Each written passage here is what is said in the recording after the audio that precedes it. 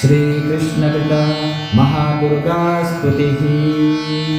त्वमेव सर्वजननी मूलप्रकृतिरीश्वरी, त्वमेव वाद्या सृष्टिविधौ स्वेच्छया त्रिगुणात्मिका। कार्यार्थे सगुणा त्वं च वस्तुतो निर्गुणा स्वयं, परब्रह्मा स्वरूपा त्वं सत्या नित्या सनातनी। तेजः स्वरूपा परमा भक्तानुग्रहविग्रहा, सर्वस्वरूपा सर्वेशा सर्वाधारा परात्परा।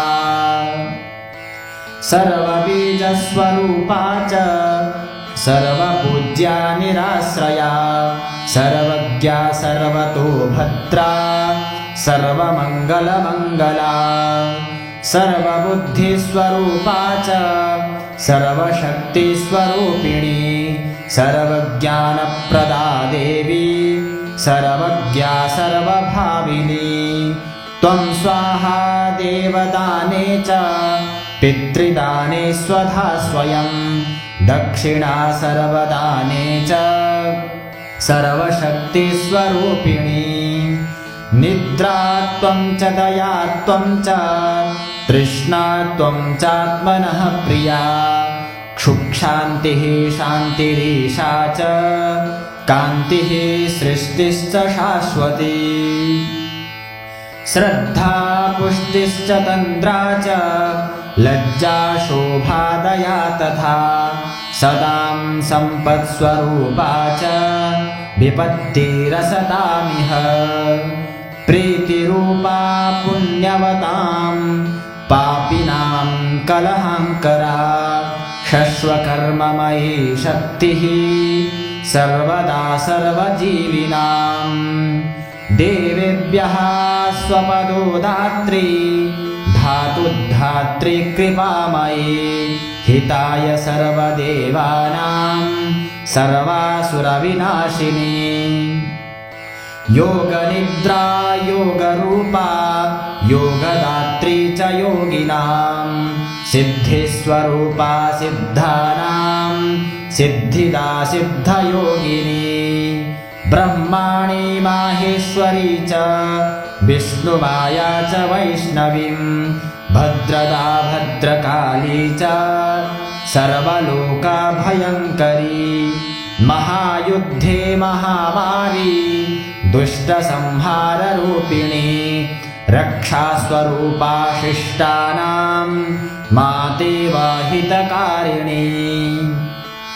वन्द्या पूज्या स्तुता त्वं च ब्रह्मादीनां च सर्वदा, ब्राह्मण्यरूपा विप्राणां तपस्या च तपस्विनां।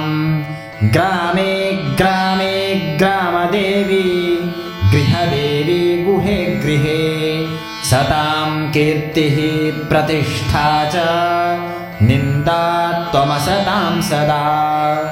विद्या विद्यावतां त्वं च बुद्धिबुद्धिमतां सतां, मेधा स्मृतिस्वरूपा च प्रतिभा प्रतिभावतां।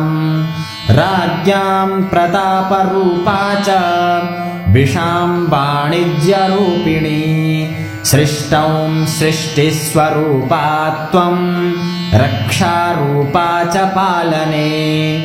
तथान्ते चे महामारी विश्वस्य विश्वपूजिते, कालरात्रिर्महारात्रिर्मोहरात्रिश्च मोहिनी।